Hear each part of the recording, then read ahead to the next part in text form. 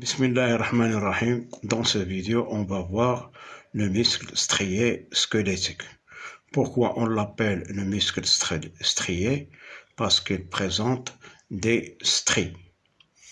Pourquoi on l'appelle squelettique? Parce qu'il s'attache au squelette par les tendons.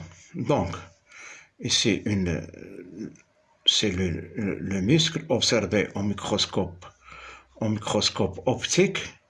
C'est une coupe transversale de l'observation d'une fibre musculaire au microscope. Ici, cette photo montre une coupe longitudinale. Donc, on va voir ici les noyaux. La cellule musculaire est une cellule polynucléée. Elle contient beaucoup de noyaux. Et elle présente des stries, des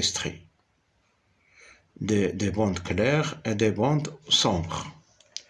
Voilà une observation au microscope électronique.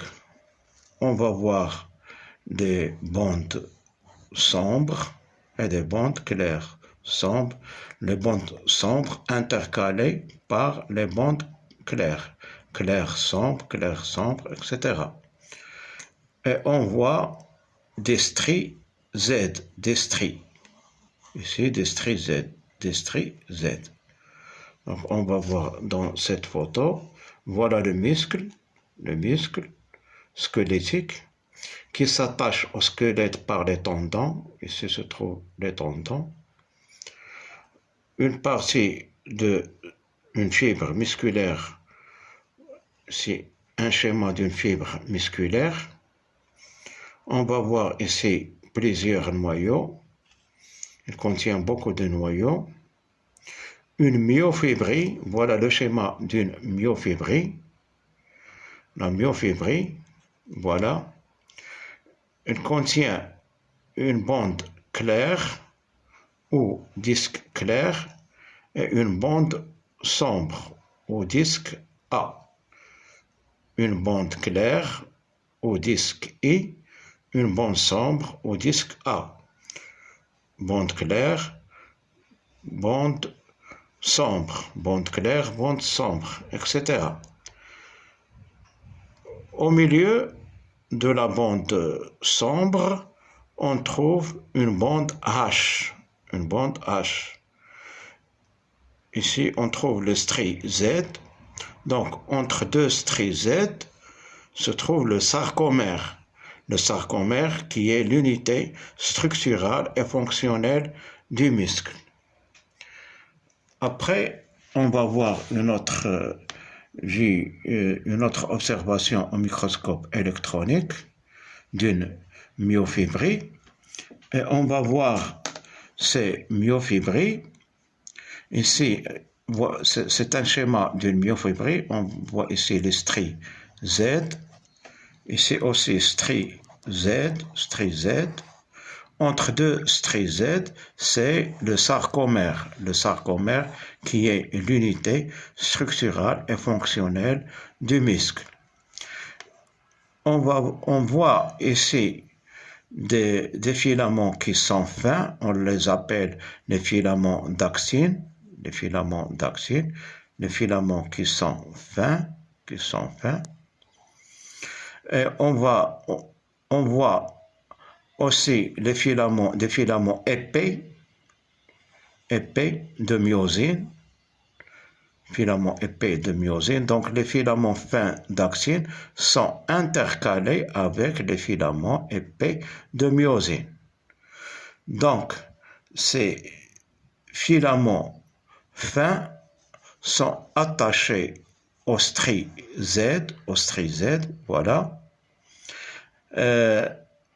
À l'intérieur, on trouve une bande H. On l'appelle une bande H. Donc, il y a des zones qui sont claires, qui contiennent seulement les filaments fins d'actine, et des zones sombres qui contiennent les filaments d'actine et de myosine. Donc, le sarcomère c'est l'unité structurale et fonctionnelle du muscle et il se trouve entre deux stries Z. Entre deux stries Z. Donc, quand il y aura la contraction, on va voir que les filaments d'actine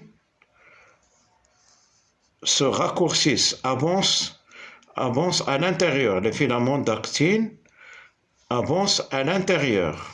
On va voir ici au repos,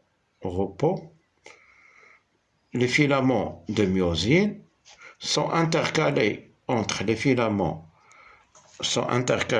filaments d'actine et quand il y aura la contraction, les filaments d'actine entrent à l'intérieur et on voit que la bande H diminue. La zone H diminue.